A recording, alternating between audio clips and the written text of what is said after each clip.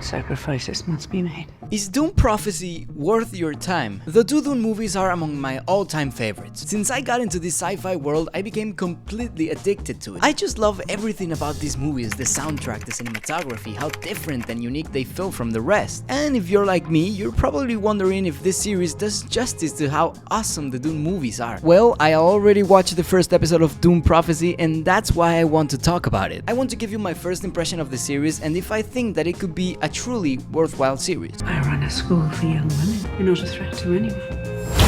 So Dune Prophecy is a new series from Max that revolves around the world of Dune. This is a series that takes place 10,000 years before the birth of is inspired by Frank Herbert's book Sisterhood of Dune and will be a 6-episode series that will premiere every Sunday on Max. Also, this series has a cast with pretty big names. We have Mark Strong as the Emperor, Emily Watson as the leader of the Bene Gesserit, and Travis Fimmel as this mystery soldier, who's one of my favorite characters, but I'll talk about him later. The rest of the cast is relatively new, so they are pretty fresh faces that will be interesting to see throughout this series. But what is Dune Prophecy about? Dune Prophecy follows two Harkonnen sisters as they fight against forces that threaten the future of humanity, and establishes the group we now know from the Dune movies as the Bene Gesserit. What do you want? To wipe out every trace of existence from our world. Therefore, Dune Prophecy is a prequel in which we can see all this development of the Bene Gesserit and everything they had to do to come to have the power and respect they have in the Dune movie. My lord, you gave your word to the witch.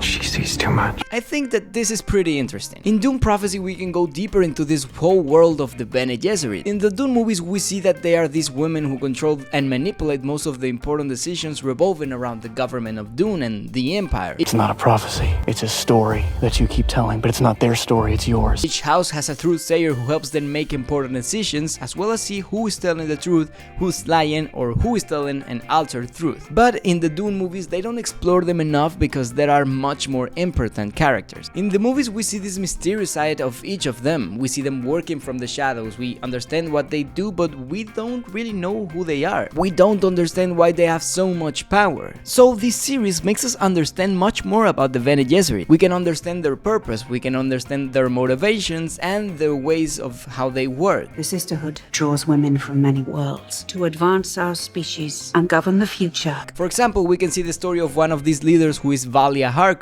We see that she's a woman who was charged with an immense task to protect and dictate the future of the Bene Gesserit. I am trying to protect the Imperium. Through her is that we can understand a little more how this sect works, as well as the main goal they want to achieve, which is to be respected, listened to, and have control over the important decisions in the Empire. That's why in the movies we see them manipulating all the lineages, pairing their students with duques of the great houses. Paul Atreides himself is the son of a Bene Gesserit. They want to have ears in every place of power, and in Dune Prophecy we see how it all began. So in Dune Prophecy we see the first Bene Gesserit to be an important woman in the Empire, or at least this is what is expected from Princess Inez. Now is the time to secure the throne and protect the Imperium. The Bene Gesserit have been waiting for years to be able to have a seat in an important position within the Empire, and Princess Inez is their perfect opportunity to achieve this. Princess Inez is the daughter of the Emperor Javico Corrino, which makes her the heir to the throne in the Empire. But before claiming her place, she wants to be the best version of herself. Therefore, she decides to go to study at the school of the Bene Gesserit, so that once there she can learn their ways and become a strong and knowledgeable empress. Inez is a strong woman, she knows how to fight, she's intelligent and has her goals clear. In my opinion, this makes her a very interesting character that the series can explore. In the first episode you see a little of her, you get to know her better, and it makes you interested in seeing how she will adapt to the world in which the students of this school of the Bene Gesserit live. She's a princess who is entering a school where everyone is treated the same, so seeing her adapt to this world and seeing how she earns her place there is going to be interesting. But she will not have it so easy because she will have to face what seems to be the villain of the series, Desmond Hart. Desmond Hart is this character who is a soldier of the Emperor and who spent a lot of time in Arrakis. In the first episode we don't know much of Desmond's story, it works a bit more like these mysterious characters who know something that we don't. Your Majesty, the troubles are far greater than just Arrakis. I'm the only one that can tell you the truth. He knows something is going on and he has a clear objective that he has to do, but at the moment we don't know what it is. So Desmond struck me as a pretty interesting character in the series. I think he might be even one of my favorites, if not my favorite of the series. Plus Travis Fimmel does an excellent job playing this character, and we've only seen very little of him. But so far I've only talked about the characters in this series. What about everything surrounding the world of Dune that is shown in this series? I think something that makes Dune Prophecy unique is that it gives us a better understanding of Dune franchise, or at least that is one of its greatest strengths. Dune Prophecy introduces us to this side of the Dune world in the movies that we don't fully explore. Just as I mentioned before with the story of the Bene Gesserit, this series explores a part of the depth of this universe. Therefore, in this series we can see themes that pass very superficially in the movies. An example is the story about the technology of Dune and why we do not see the use of machinery in the movies. One of the things that made the first Dune movie unique is that it introduces us to this science fiction world where they seem to have reached such an advanced point they don't even need to use computer to function as a society. We see that instead of machinery they use people. We have this great guy who is a human calculator, 3 guild navigators, a total of 1.46 million 62 salaries round trip.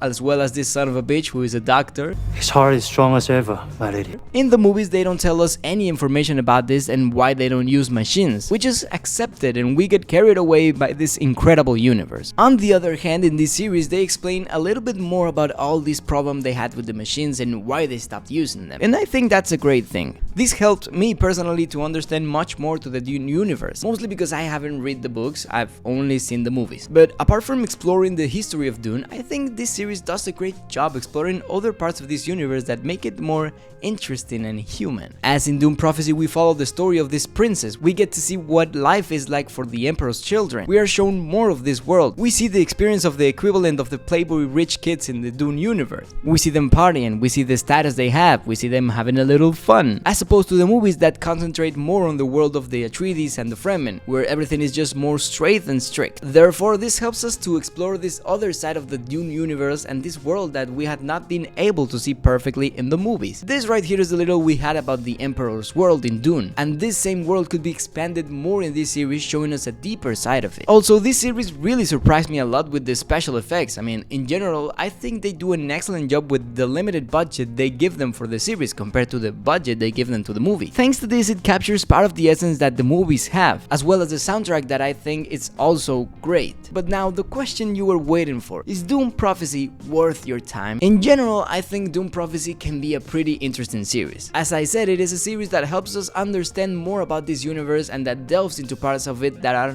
quite interesting that are not fully explored in the movies. This series makes me want to see more series of this style where they explore other worlds of Dune, maybe a series about the Harkonnen world or a prequel about Leto Atreides' character. I think that there are many possibilities. In my opinion about this series, I think it can be very good. For the moment, it is on the right track. I need to see the other chapters to have a better formulated opinion of Dune Prophecy, but these were my first impressions. I think that if you like the Dune universe and want to understand more of it as I do, this is a series that I think you might be interested in. But if you're a person who enjoyed the Dune movies but they didn't resonate with you, I just say just wait till the full series comes out. I would say wait for the other episodes to come out and see what people think of it and see if this is a series worth watching. I'm enjoying it at the moment, but I have yet to see the rest of the episodes to say if Dune Prophecy is peak cinema. So I'm Pasker and thank you for watching this video to the end.